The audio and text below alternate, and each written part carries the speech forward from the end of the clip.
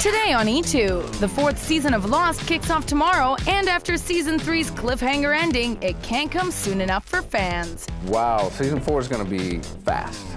Then Lainey's on the case to sort out which Hollywood hookups are for real and which ones are for show. So the sexy backside hooked up with sexy back. I mean, how much more scripted does that get?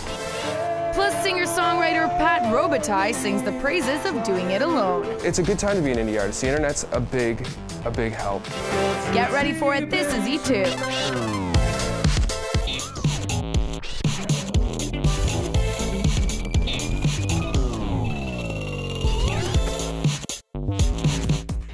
Welcome to the show. I'm Anna Sizon. Ever looked at those perfect Hollywood couples and wondered how much genetic perfection can stand being in the same room? Well, gossip hound Lainey is going to take us through the hottest couples to find out which romances are for real and which ones are just fantasy. Then hard work and a real passion for music is paying off for singer-songwriter Pat Robitaille. At just 20, he's been going strong on the music scene for over 5 years. But first, the wait is finally over. Lost is returning this Thursday, and with help on the way, could there be another season for the castaways? Take a look. Rescuing your people, can't really say it's our primary objective. Whatever they came for, it isn't us.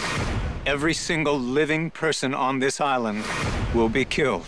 Season 4 is coming up. What can we expect when it re-premieres in January? At the end of the 3rd season, obviously, we have this huge revelation that Jack and Kate got off the island, and that is not a flashback, but a flash forward. So the 4th season will be very much about sort of closing those 2 points that are in juxtaposition with each other. Yeah. It'll be finding out, Jack's on the phone, he's called the freighter, and yet in juxtaposition that he's in the future, and he's suicidal, and he's taking oxycodone and drinking himself to death, and he's yelling out that he has to go back.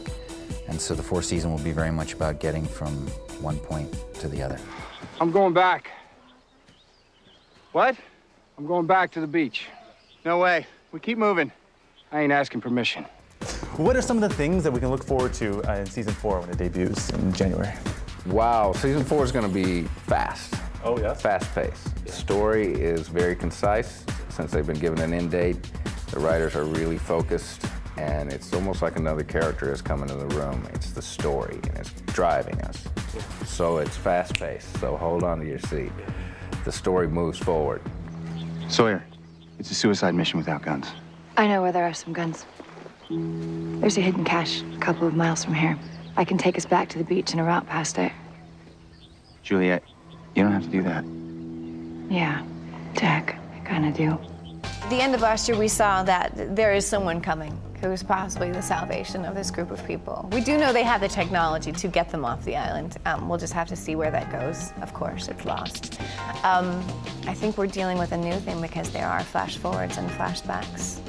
And I think that is it's probably what makes reading the scripts right now so unbelievably exciting, because you don't have any idea what's going to happen. It's 20 seconds now. Just get me the phone, Jack. No, 10 seconds. Bring me the phone. No. I'm not bluffing. I won't do it! 4, 3. No.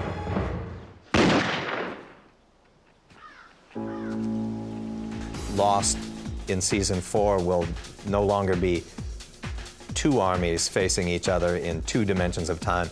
It will now, because there is a whole new group coming in, now it will be 3 armies facing each other in 3 dimensions of time, because we've broken through into the future in the finale of season 3. So I think it's just gotten to be a really complex puzzle and kind of a great brain teaser, and also more grown up. There's so much fervor about the show all the time. Does that alter your experience of when you're actually playing the character, that everything you do is analyzed and people are always up in the business of the show? You're totally oblivious to it all? Totally. Really? Yeah, I never read anything. I've never been to any one of the Lost sites. I've never looked at any of it. And I intentionally do it that way. I don't think it would be helpful in any way. Yeah. And I think that the more that we can sort of stay in the truth of what we're doing and not get caught up into the sort of expectation that the audience has for the show or for specific characters. I don't know the secret. That's the thing. I mean, it used to be more so because we had so many theories of our own. Right. The character, other actors and so forth, and I guess the audience as well. But as time goes on, all my theories have been shot out of the air, so I'm like, okay, I'm not asking anymore. So I'm not afraid. People ask me, I go, I don't know. Yeah. I really don't. So that's it. It's sort of what you do if you're a fan of Lost. You ask for the spoilers, although in your heart you don't really want the spoilers. You want the mysteries. What would the show be without the mysteries? What? Sometimes we hear that the cast members are always like, you know, you never know when you're gonna get offed. Do you feel that you're safe and this is not gonna ever happen to you, that you have to worry about that somebody's gonna seriously die?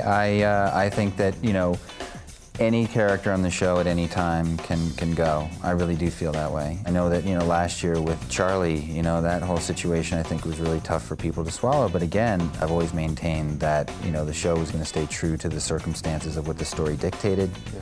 And if that meant that Jack Shephard was going to go in episode 7 of year 4, then that's what's going to happen, you know, but you don't know. Do you believe that?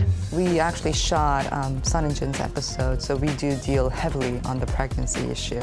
But you know, when I first read the script about, you know, Sun will die in a certain date, and I kind of counted down on the days, I think I'm safe until season 5.5, because we're only up to 90 days. We're like the 90th day since we've crashed. So I think I'm good until season 5. After that, who knows?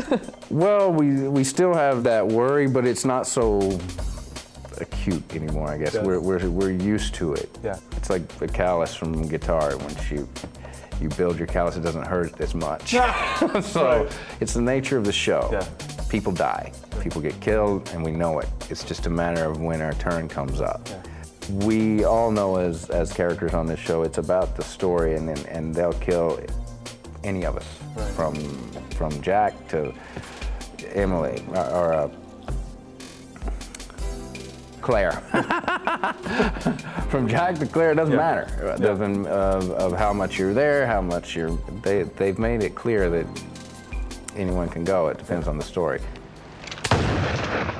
That's for taking the kid off the raft. Duty was over, he surrendered. I didn't believe him. Don't miss the premiere of Lost Thursday, January 31st, starting with a past, present, future special at 8, followed by the premiere at 9 on CTV. Now, with all the news worth knowing, here are your entertainment headlines.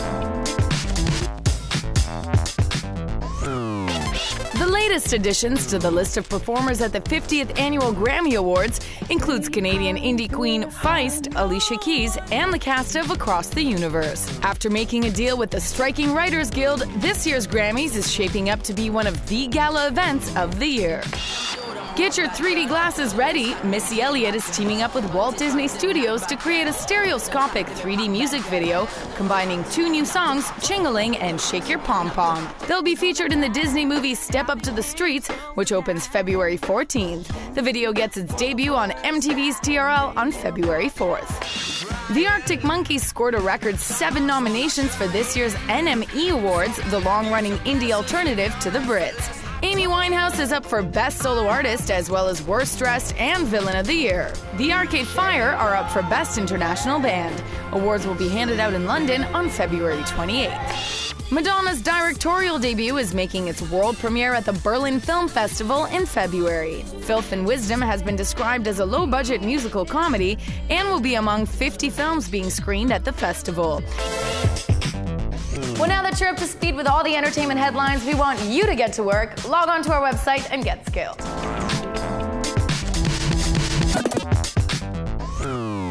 Yesterday, we asked which artists you're looking forward to see perform at the Grammys in February. Most of you are excited to see what Rihanna's got planned. Now for today's question, which Hollywood couple do you think is just together for the fame? Katie and Tom, Jessica and Justin, Jessica and Tony Romo, or Heidi and Spencer? You know the drill. Log on to mtv.ca/e2 and cast your vote.